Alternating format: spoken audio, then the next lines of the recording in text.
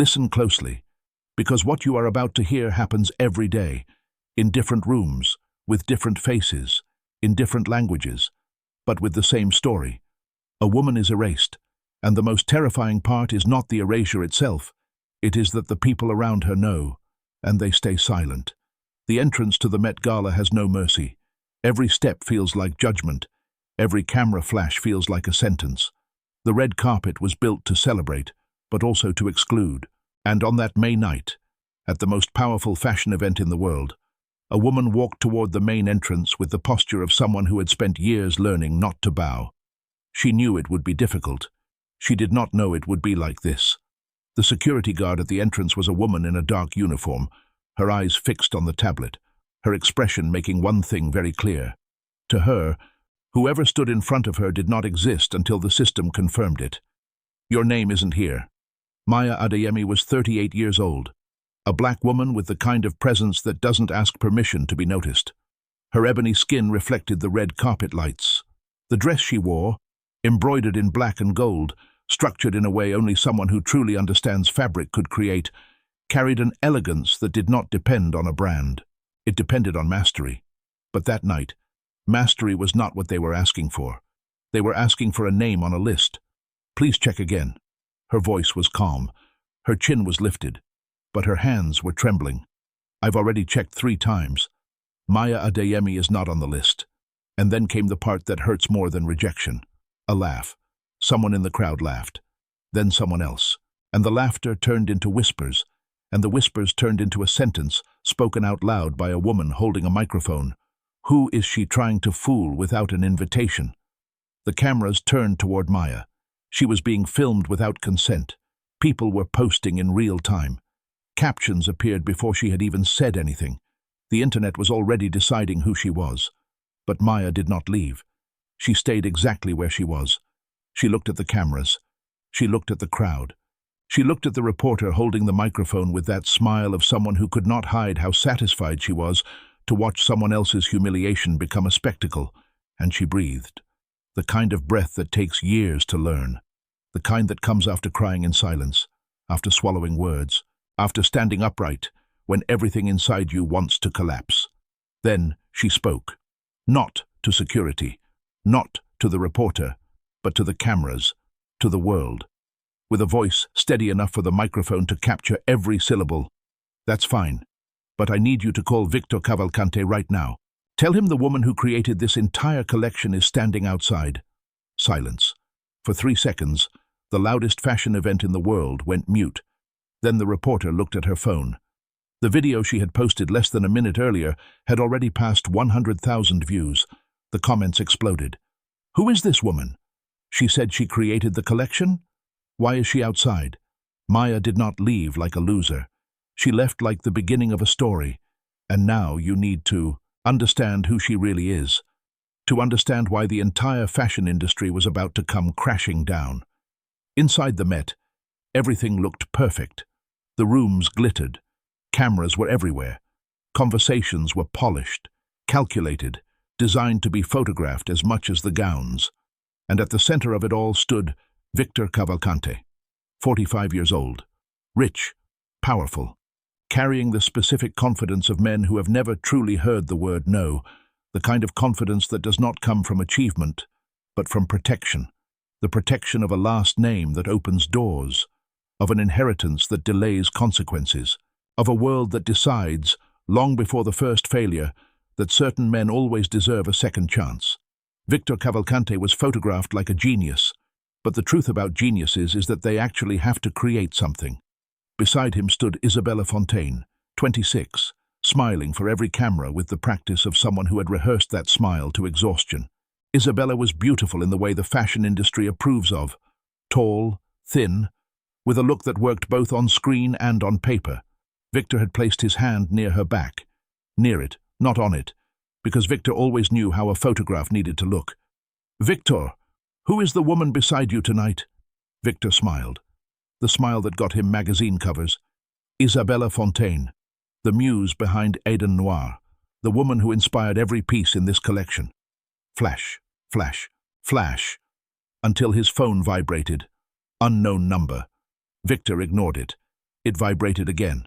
A text message. She's outside. 3 words. And Victor Cavalcante's smile disappeared. He looked at Isabella with the expression of someone who had just heard a fire alarm in a place where only he knew there was a fire. "Excuse me," he murmured. "Work matter." But it was not a work matter. It was the past. And the past had returned at the worst possible moment. Victor knew exactly who Maya was, what she truly represented to him, and why his hands tightened when he read that message only makes sense if you know what happened 12 years earlier. 12 years earlier, New York, a tiny space in the garment district, sewing machines, scraps of fabric on the floor, the smell of glue and effort and dreams no one had validated yet, and a 26-year-old woman with a sketchbook full of ideas the world was not ready to see. Maya Adeyemi grew up surrounded by needles, thread, and unfinished dreams. Her mother, an Angolan immigrant, worked as a seamstress for most of her life, not by choice, but by necessity. And still, there was a skill in her hands that Maya watched from childhood, with a kind of admiration that came before understanding. Before she knew it was rare, Maya already knew how to create.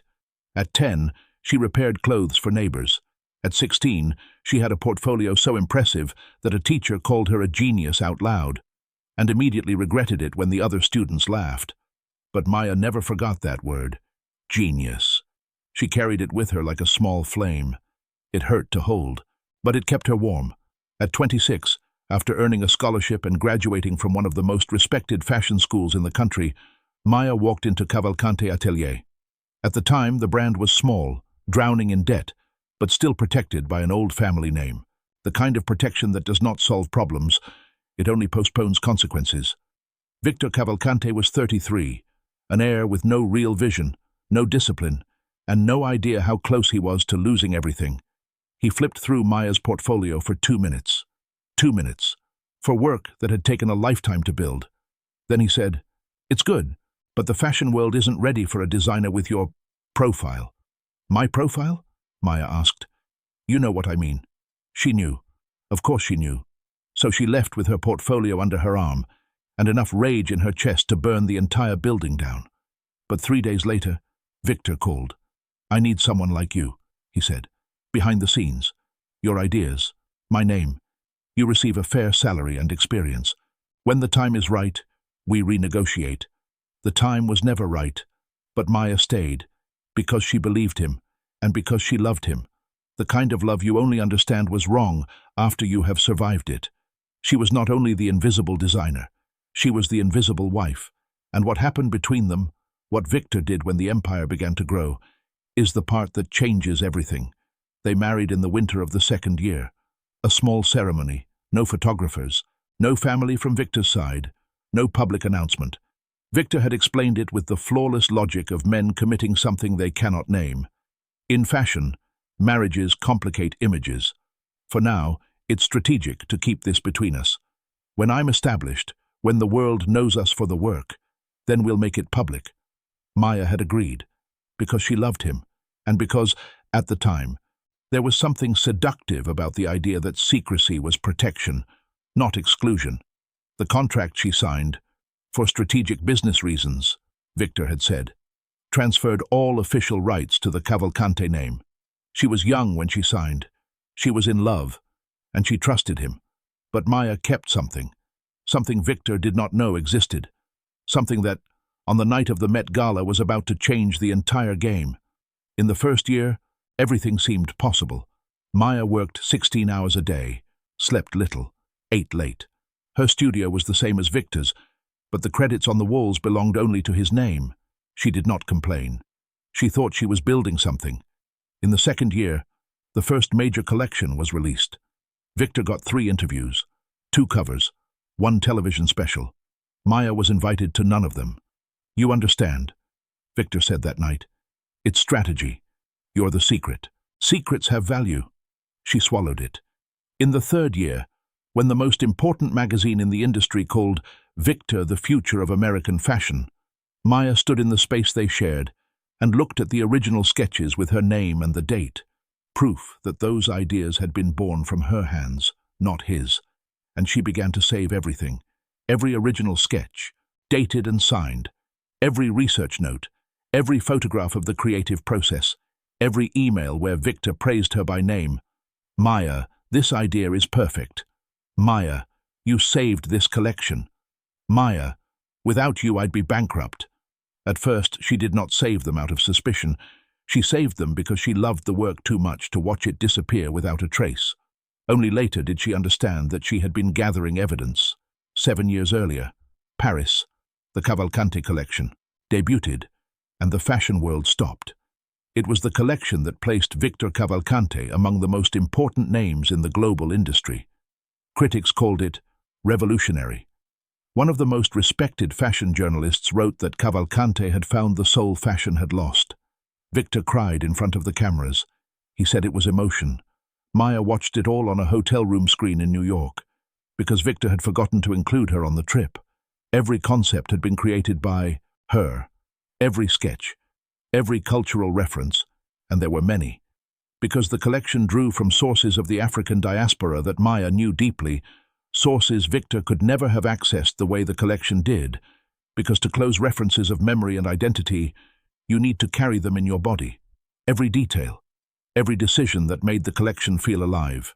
And in Paris, while Victor cried from emotion, Maya sat alone in a hotel room and felt something break inside her. Not violently, with the specific quietness of things that rupture slowly, the kind of breaking that makes no sound because you have already been holding so much for so long that when it finally gives way, your body does not process it as catastrophe. It processes it as relief. The illusion was over, but the anger, the clean, cold anger that turns into fuel, that was only beginning. That night Maya opened a new notebook. She wrote down a date, and she began to plan. She had proof. She had evidence. She had the original notebook. She had the emails. And she had one more thing Victor did not know existed. A recording, made by accident, on a day when Maya had left her phone recording on a work table while she went to get coffee. Victor was talking to his lawyer. Don't put her name on anything. She signed the contract. It belongs to us. And if she complains, remind her lawyer what happened to the last person who tried to sue me. Maya listened to that recording that night, and it was the night she stopped crying over the man and began building the case. But having a weapon does not mean being ready to use it, because, before Maya could act, Victor discovered she was moving, and he decided to destroy her first. Victor's office in New York had a view of Central Park, but that day there was no charm in it, no smile, no performance, only the face the red carpet never saw. Victor Cavalcante had a problem, and the name of the problem was Maya. Through an assistant who silently fed Victor information, he had discovered that Maya had hired an intellectual property attorney, one of the best in New York for creative copyright cases. How can she afford that lawyer? He asked the advisor. She sold work she had produced privately over the last 2 years. She has some savings. And the lawyer accepted the case pro bono. Pro bono. No charge. Because the lawyer believed in the case strongly enough to work for free. That frightened Victor more than anything. So he gave an order. By tomorrow morning, I want every major gossip site to have the same story. Maya Adeyemi is a bitter former employee who was fired for intellectual property theft. She copied other designers. She has a history of compulsive lies. She is trying to destroy a legitimate brand for money. Then he lowered his voice. Don't let her name become credible. A woman with no name has no power. The next morning, the articles appeared. Notifications exploded. Maya's name was everywhere, but distorted, stained, unrecognizable. She woke up to a tsunami of messages. Friends she did not know she still had. Strangers calling her a liar. Journalists asking for her side, with the specific tone of people who had already decided which version they would publish. And in the middle of all of it, the phone rang. It was Victor. Maya answered. She stayed silent for 3 seconds, the amount of time needed for surprise to pass and clarity to arrive. You think I'm going to give up? She said. It was not a question. Maya. His voice had that calculated softness she had learned to recognize as danger disguised as affection. I know you're angry, and I understand, but what you're doing is going to destroy us both. It won't help anything. Let's talk. Talk, she repeated. Yes. You took 12 years from me, Victor. You took my name. You took my credit. You took the marriage that was never official because you needed image freedom. You took the Paris that should have been mine. You took every applause that should have had me at the center. Silence. And now you want to talk. She hung up. And for 2 minutes, she sat on the floor of her apartment in Brooklyn, phone in her hand, and simply breathed. Because what came next required clarity, and Maya Adeyemi had learned during the hardest years of her life that clarity comes after pain, never at the same time. In her office, Dr. Ruth Asante placed a document in front of Maya. Ruth was 50, Ghanaian American. She carried the calm intensity of a woman who had spent her life watching powerful people underestimate her, and had learned to use exactly that as an advantage. She was the kind of lawyer powerful men dismiss in the first meeting and fear in the second. "They're claiming you owe $300,000 in damages," Ruth said. Maya stayed silent for a moment. Damages for what? For leaving without completing notice. For taking your own sketches, which they now claim belong to the brand. And for damaging Cavalcante's reputation after the video went viral. Maya closed her eyes, breathed. "Ruth, I have the original sketches. I have the emails. I have the recording." "I know," Ruth said, lightly touching her arm. "And that is why I'm here. But I need you to understand something. This is going to get ugly before it gets beautiful. They have more money, more time, more resources, and every reason in the world to make you give up." Maya opened her eyes. "I waited 12 years. I can wait 3 more months." Ruth smiled. The kind of smile of a woman who had seen many people give up and knew how to recognize someone who would not. "Then let's work." But working meant gathering allies, and Maya was alone in New York, going to war against one of the most powerful men in fashion, or at least that was how it seemed, because there are people the world forgets exist until they appear at the exact right moment. In Brooklyn, in a modest living room, Mrs. Cida Ferreira watched Maya's video on her granddaughter's tablet. She was 72 years old. Her hands carried the memory of 5 decades of labor. She had worked for Victor Cavalcante's company for 14 years, sewing, adjusting, finishing the garments that would later be photographed and credited to a name that never included hers. She had no degree. She had no public platform. She had no lawyer, but she had memory. She remembered every afternoon Maya arrived with new sketches, her eyes alive with ideas that seemed already finished the moment she drew them. She remembered the way Victor looked at Maya's work with a mixture of hunger and gratitude, and how that balance had changed over the years. The hunger stayed. The gratitude disappeared. She remembered finding Maya crying quietly in the bathroom, one hand over her mouth so no one would hear. She remembered how Maya straightened her posture when the door opened, as if she had trained herself not to be seen as weak. "Mrs. Cida took her granddaughter's phone. "Find me the contact for Maya's lawyer." "You're going to call?" "I'm going to tell what I saw," she said. "I'm old, my child. I have nothing left to lose, but she has everything to gain." And with hands shaped by a lifetime of work, she dialed the number. In Harlem, Tomas Rivera watched Maya's video for the 10th time. Tomas was 40, a freelance photographer who had documented every backstage moment at Cavalcante, the rehearsals, the fittings, the private work sessions, the moments the public never saw. And 2 years earlier, he had been fired without warning after he began asking questions about who was really creating the work. "You make too much noise," Victor had told him. "A good photographer is invisible." But Tomas had kept the files, all of them, organized by date, including images of the creative process that showed Maya at the center of everything, holding sketches, guiding the team, making decisions, shaping the work before Victor came anywhere near any credit.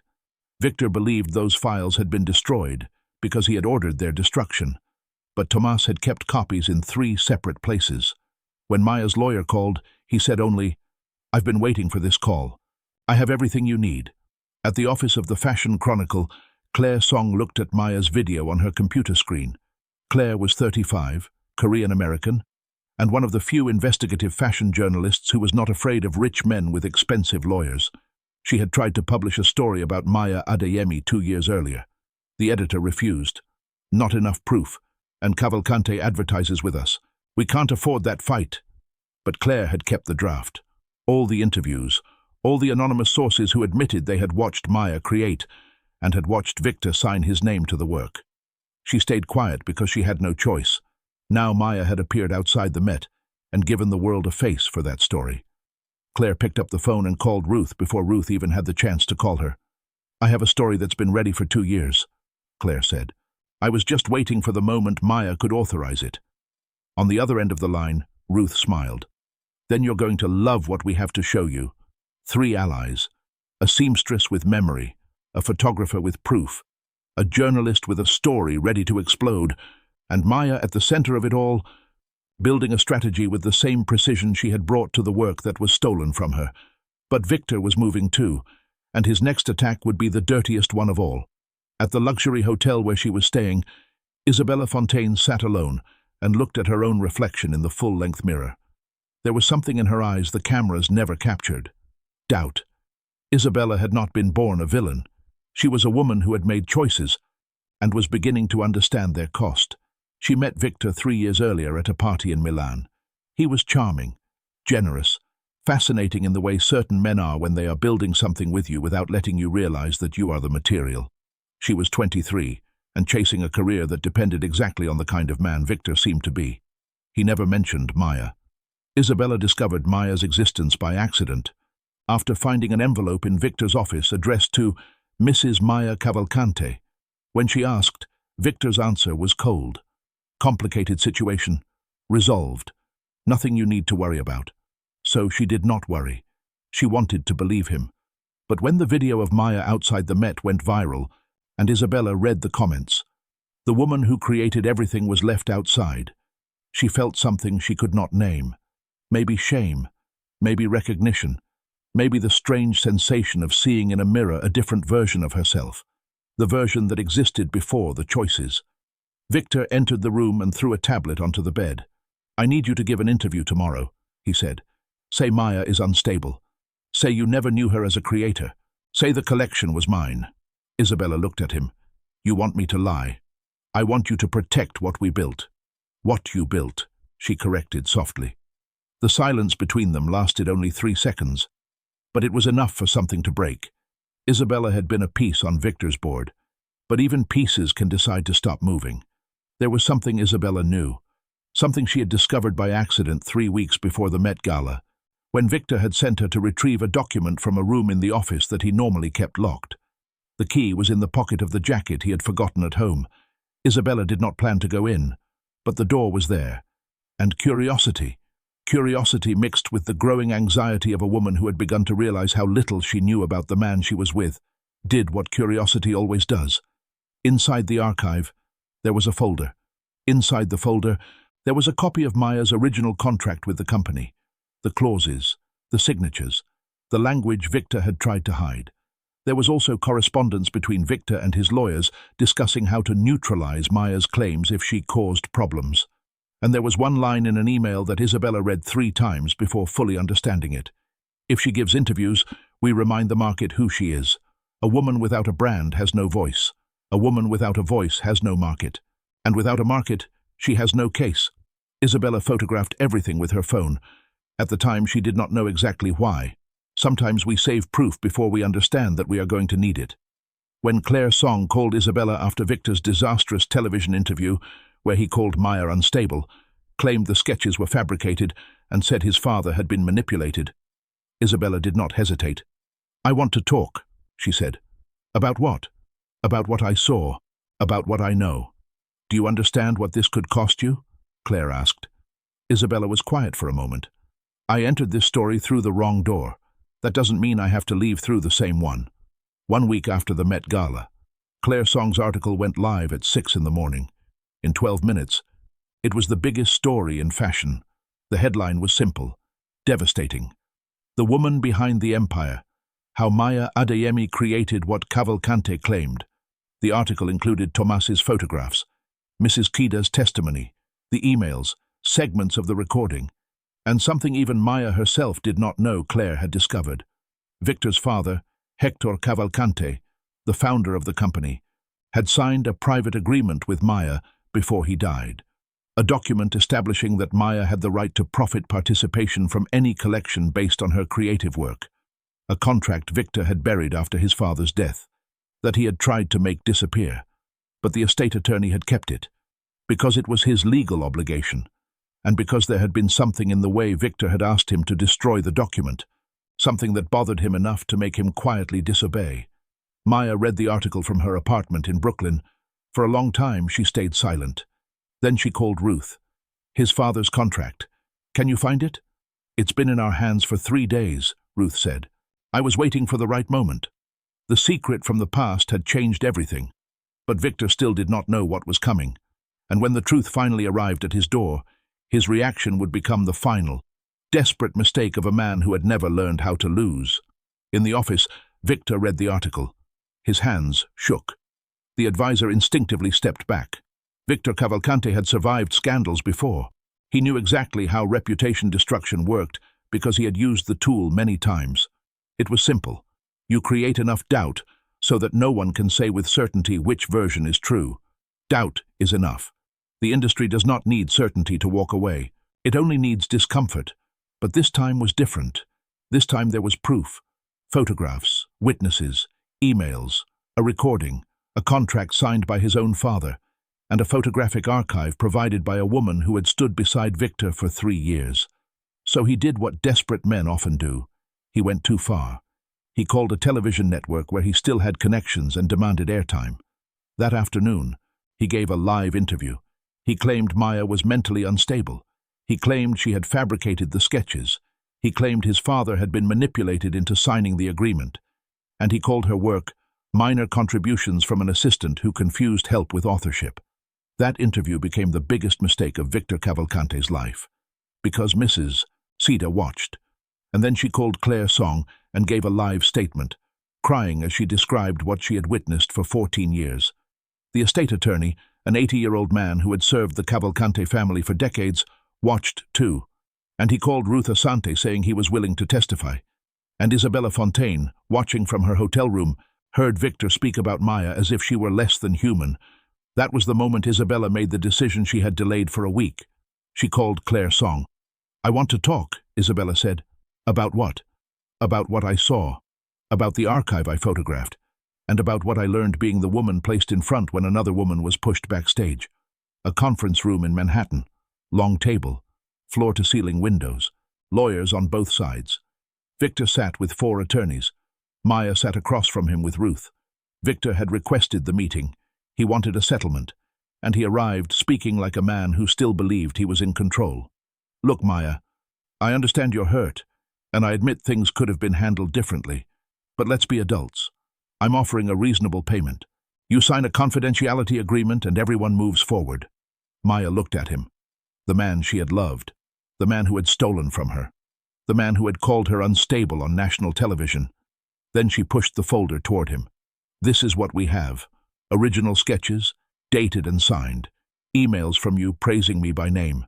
Photographs of the creative process. Witness statements. The recording of your conversation with your lawyer. Your father's contract. And a digital copy of that same contract.